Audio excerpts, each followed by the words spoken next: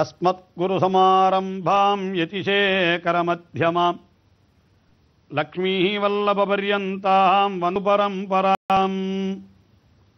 ஆழ்வார்கள் வாழி அருளிச் செயல் வாழி தாழ்வாதுமில் குறவர்தாம் வாழி.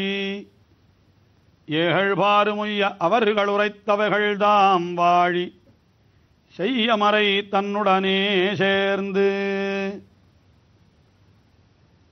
விஷ்ணு சித்தர் ஸ்ரீவில்லிபுத்தூரிலே அவதரித்தவர்.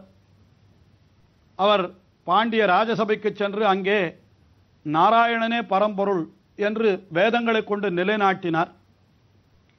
அவர் அரசன் மிக மகிழ்ந்து அவருக்கு பொற்கிழியையும் பரிசளித்து யானை மேலே ஏற்றி அவரை ஊர்வலமாக அழைத்து வருகின்ற காலையிலே பகவானே ஆகாசத்திலே வந்து நின்று இவருக்கு ஏற்பட்ட சிறப்புகளை எல்லாம் காணுவதற்காக வந்தபொழுது அவனுக்கு பல்லாண்டு பாடினார். அவனுக்கு ஒரு குறையும் வாராமல் இருக்க வேண்டும் என்று 2 பாசுரங்களாலே பல்லாண்டு பல்லாண்டு என்று தொடங்கினார். அடியோமோடும் என்கிற பாசுரம், 2 பாசுரங்கள், முதல் 2 பாசுரங்களாலே அவனுக்கு மங்களாசாசனம் செய்தார். ஆனால் அத்தோடு இவருக்கு திருப்தி உண்டாகவில்லை. நாம் ஒருத்தர் மங்களாசாசனம் பண்ணினால் போருமோ, இன்னும் நிறைய பேரை அழைக்க வேண்டும் என்றுதான் அவர் எம்பெருமானுக்கு தொண்டு செய்ய வேண்டும் என்று நினைத்திருப்பவர்கள், தங்களை தாங்களே அனுபவித்துக் கொள்ள வேண்டும் என்று நினைத்திருக்கின்ற கைவல்யார்த்திகள், செல்வத்தை விரும்புகின்ற ஐஸ்வர்யார்த்திகள் ஆகிய மூவரை ஒரு 3 பாசுரங்களாலே அழைத்தார். அது வாழாட்பட்டு, ஏடு நிலத்தில், அண்டக்குலத்திற்கு என்கிற 3 பாசுரங்களிலே அவர்களை அழைத்தார். அழைக்கப்பட்டவர்கள் அதே வரிசையிலே பெரியாழ்வாரோடு வந்து சேர்ந்தார்கள் என்று அடுத்த ஒரு 3 பாட்டு. அதாவது அடுத்தபடியாக எந்த தந்தை என்கிற பாசுரம், அதற்கப்புறம் தீயிற் பொலிகின்ற என்கிற பாசுரம், நெய்யிடை நல்லதோர் சோறும் என்கிற பாசுரத்திலே மூவரும் பெரியாழ்வாரோடு வந்து கூடினார்கள். கூடினவர்கள் பெரியாழ்வாரோடு சேர்ந்து எம்பெருமானுக்கு பல்லாண்டும் பாடினார்களாம். அது ஒரு 3 பாசுரங்கள். அதாவது மேலே உடுத்து களைந்தா என்கிற 9வது பாசுரம், அதற்கு பிறகு கடைசியில் நெய்யிட அந்த பாசுரத்தில் கடைசியில் நெய்யிட நல்லதோர் சோறும் என்கிற பாசுரம், உடுத்து களைந்த என்னாளெம்பெருமான் என்கிற பாசுரம், கடைசியிலே அல்வழக்கொன்றுமில்லா என்கிற 11வது பாசுரம். இதிலே பெரியாழ்வாரோடு அவர்கள் மூவரும் சேர்ந்து மங்களாசாசனம் செய்தார்கள். ஆக முதலிலே 2 பாசுரங்கள் பெரியாழ்வார் தாம் மங்களாசாசனம் பண்ணினார். மேலே 9 பாசுரங்களிலே மூவரை அழைத்தார், மூவர் சேர்ந்தார்கள், மூவர் பல்லாண்டு பாடினார்கள் என்று இப்படி பார்க்கிற பொழுது 11 பாசுரங்கள் முடிந்து விட்டன. பொழுது 12வது பாசுரம், இதுதான் திருப்பல்லாண்டு என்கிற திவ்ய பிரபந்தத்தினுடைய கடைசி பாசுரம். இந்த பாசுரத்திலே இந்த திருப்பல்லாண்டு என்கிற திவ்ய பிரபந்தத்தை கற்பவர்களுக்கு என்ன பயன் என்று தெரிவிக்கின்றார். அடடா, திருப்பல்லாண்டை சொன்னால் நமக்கு உயர்ந்த பயன் உண்டு என்று தெரிகிறது, என்ன பயன் என்று கேட்க வேண்டும், நாமும் பயனை கேட்போம் என்று எல்லோரும் ஆவலோடு எதிர்பார்த்திருப்பீர்கள். ஆனால் பெரியாழ்வார் சொல்லுகிற பயன் மிக அற்புதமான பயன்.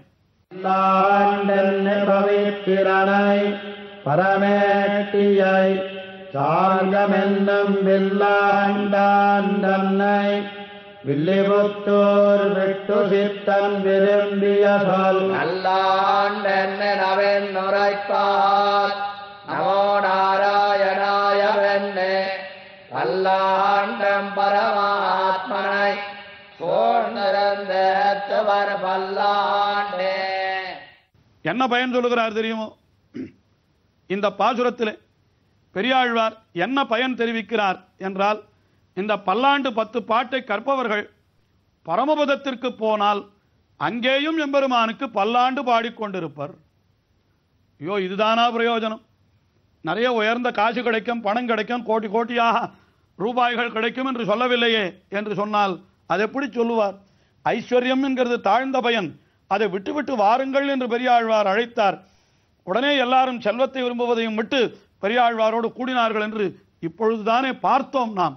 அப்படி இருக்கிற பொழுதோ இப்படி அழியக்கூடிய பயன்களை அவர் சொல்லவில்லை. என்ன கிடைக்கும் என்றால் அழியாத பேரான வீடு பேறு. அந்த வீடு பேற்றை அடைந்த பிற்பாடும் எம்பெருமானுக்கு பல்லாண்டு பாடுதல், இதுதான் உயர்ந்த பலன் என்ன இந்த பாசுரத்திலே அப்படி தெரிவிக்கிறார் பெரியாழ்வார். என்ன தெரிவிக்கிறார் என்று பார்ப்போம். பல்லாண்டென்று பவித்திரனை பரமேட்டியை சார்கமென்னும் வில்லாண்டான் தன்னை. எம்பெருமானுக்கு 3 விசேஷனம் சொன்னார் இந்த பாசுரத்திலே. பவித்திரன் என்னால் பரிசுத்தமானவன். கீழேயே அவர்கள் பவித்திரனே உன்னை பல்லாண்டு கூறுவனே என்று ஐஸ்வர்யார்த்திகள் பாசுரத்திலேயும் மிகவும் தாழ்ந்த பயன்களை விரும்பிய எங்களை கூட இப்படி பரிசுத்தர்களாக்கின பவித்திரன் அல்லவா என்று அவர்கள் சொன்னாலோ இல்லையோ, அதையே வைத்துக் கொண்டார் இந்த பாசுரத்தில். முதலே பவித்திரனை என்றார். தான் பவித்திரனாக இருப்பதோடு மட்டுமல்லாமல் மற்றவர்களையும் பரிசுத்தனாக பவித்திரனாக ஆக்குகிறவன். ஆயினாலே பவித்திரனை, நாம் இருக்கிற இடத்திற்கு வந்த நம்மை பவித்திரனாக ஆக்குபவன் என்னால் அவன் என்ன ரொம்ப சாமானியமானவனோ ரொம்ப சாதாரணமானவனோ என்னால் பரமேட்டியை, பரமேட்டி என்னால் பரமேஷ்டி என்கிற வட சொல்லது. பரமே ஸ்தானே ஸ்திதா என்று மிகவும் உயர்ந்ததான அற்புதமானதான அந்த பரமபதம் என்கிற இடத்திலே இருக்கிறான். உண்மையாக அவன் அந்த இடத்தை விட்டு இந்த இடத்திற்கு வர வேண்டிய தேவையே அவனுக்கு கிடையாது. ஆனாலும் கூட நம்மை போன்ற எளியவர்களையும் கூட அனுகிரகித்து பவித்திரர்களாக ஆக்க வேண்டும் என்பதற்காக வென்றோ அவன் அங்கிருந்து புறப்பட்டு இங்கே வருகிறான். ஆயினாலே பரமேட்டியாய் இருக்கிறவன் நம்மை பரிசுத்தர்களாக ஆக்குவதற்காக தான் பவித்திரனாய் இங்கே வந்து நம்மையும் பவித்திரர்களாக ஆக்குகின்றானாம் அப்படின்னு சொன்னார். ஆனால் நம்மை பவித்திரர்களாக ஆக்கிறதுன்னா நம்ம இடத்துல நிறைய பாவங்கள் இருக்குமே, அந்த பாவங்களை எல்லாம் எப்படி போக்குவது என்று கேட்டால் அதற்கு நீங்கள் அஞ்ச வேண்டாம். அவன் எப்படிப்பட்டவன் தெரியுமா? சார்ங்கம் என்னும் வில்லாண்டான். ஸ்ரீ சார்ங்கம் என்னும் ஒரு வில் இருக்கிறது அவனுக்கு கையிலே. கீழே அவனுக்கு வடிவார் சோதி வலத்துறையும் சொல்ற ஆழி என்றார். அதே போல அப்பாஞ்சகன்யம் என்னார். இந்த பாசுரத்திலே சார்ங்கம் என்கிற வில்லையும் தெரிவிக்கிறார். அவனுடைய கையிலே எப்பொழுதும் வில் இருக்கிறது.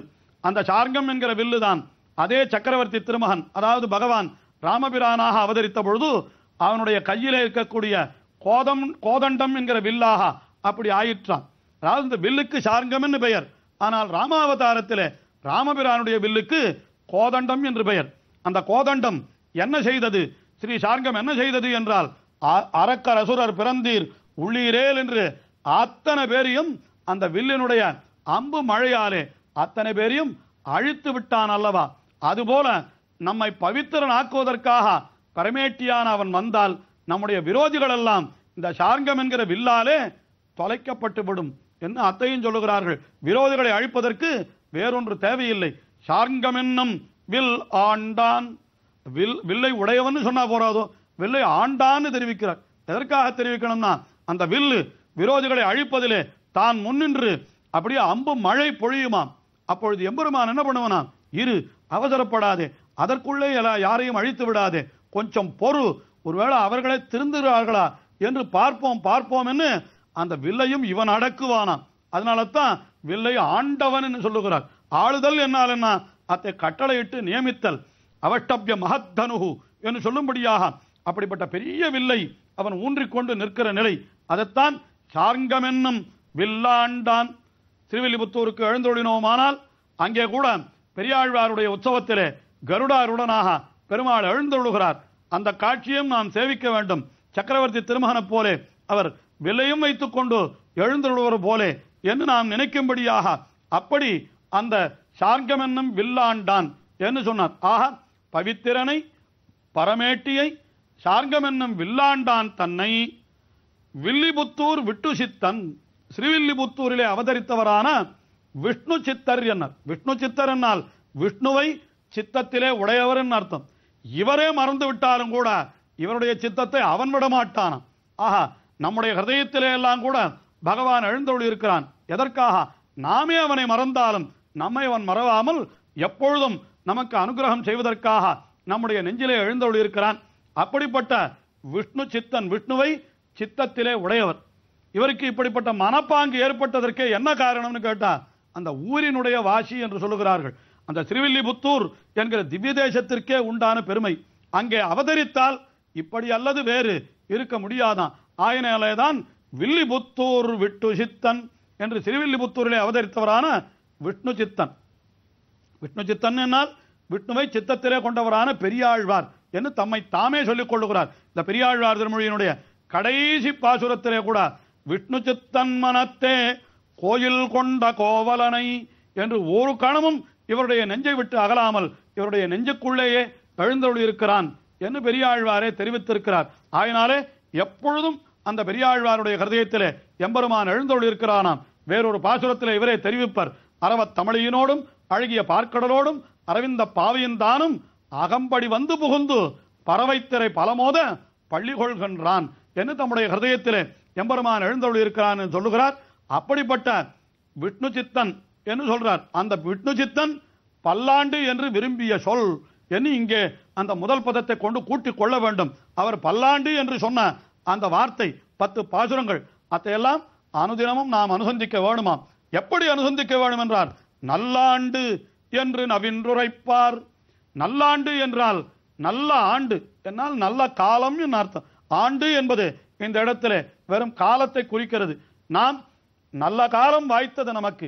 இப்படிப்பட்ட நற்சொற்களை, அதுவும் பெரியவர்கள் சொன்ன சொற்களை சொல்லுவதற்கு நமக்கு நல்ல வாய்ப்பு கிடைத்தது என்று, நல் ஆண்டு நல்ல காலம் வாய்த்தது என்று அதிலேயும் நவின்று உரைப்பார் என்னால் மிகவும் ஈடுபாட்டோடு ஒரே ஒரு தடவை அது நேற்றை தானே சொல்லி ஆயிடுது போருமேன்னு நினைக்க கூடாது.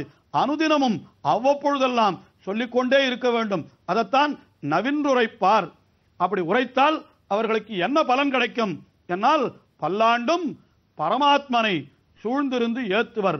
அப்படி சொல்லுகிறவர்களுக்கு கிடைக்கக்கூடிய பலன் என்னன்னா, பரமாத்மா என்னால் பரமபதத்திலே எழுந்தருள் இருக்கிறவனான பகவான் ஸ்ரீரமன் நாராயணன், அவனை பல்லாண்டும் என்னால் எல்லா காலத்திலும் இந்த ஆத்மா எத்தனை நாள் இருக்குமோன்னா ஆத்மாவுக்கு அழிவே கிடையாது. அப்ப அழிவே இல்லாத காலங்கள் அந்த எம்பெருமானை சூழ்ந்திருந்து ஏத்துவர்னு சுத்தி சுத்தி வந்து அவனுக்கு பல்லாண்டு பாடிட்டு இருப்பான் பரமபதத்திலே கூடான்னு. அது ஏன் சுத்தி வந்து பல்லாண்டு பாடணும்? நேர எதிரில் நின்று பல்லாண்டு பாடக்கூடாதோ என்று கேட்டால் மிக அழகாக வியாக்கியானத்திலே பெரியவாச்சான் பிள்ளை காட்டி அருளுகிறார். எம்பெருமான் திருமுன்பே நின்று இவன் என்ன செய்கிறானா, எம்பெருமானுக்கு அப்படி பல்லாண்டு பாடுகிறானா. அந்த எம்பெருமானுடைய திருமுகத்திலே இருக்கக்கூடிய அந்த புன்முறுவல் என்ன, அவனுடைய திருப்பவளங்கள் என்ன, திருக்கண்கள் என்ன, அந்த குளிர நோக்கக்கூடிய அந்த திருமுக மண்டலம் எல்லாவற்றையும் சேர்த்து ஐயோ இந்த அழகுக்கு ஒரு குறையும் வாராமல் இருக்க வேண்டுமே என்று முதலிலே பல்லாண்டு பாடுவனான். அந்த அழகு என்ன ஆகும்? வெள்ளமாக இவன் மேலே பாயுமான். அந்த வெள்ளம் இவனை அப்படி புரட்டி விடுமா. உடனே அப்படி பக்கத்துல போவனான். அவனுடைய தோழழகுக்கு பல்லாண்டு பாடுவனான்.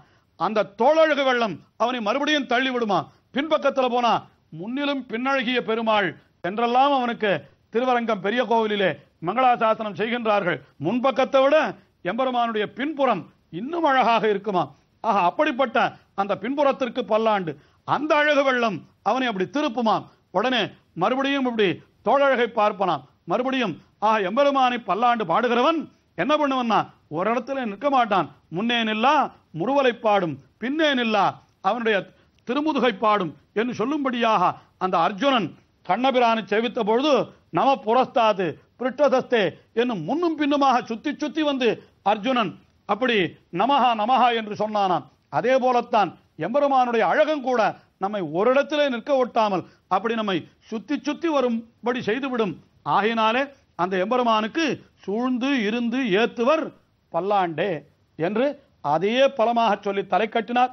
நாமும் கூட எந்த திவ்ய தேசத்திற்கு சென்றாலும் அங்கே இதே போல அந்த எம்பெருமானை சுத்தி சுத்தி வந்து இந்த பல்லாண்டையே பாடி நாம் அவனை வாழ்த்துவோம்.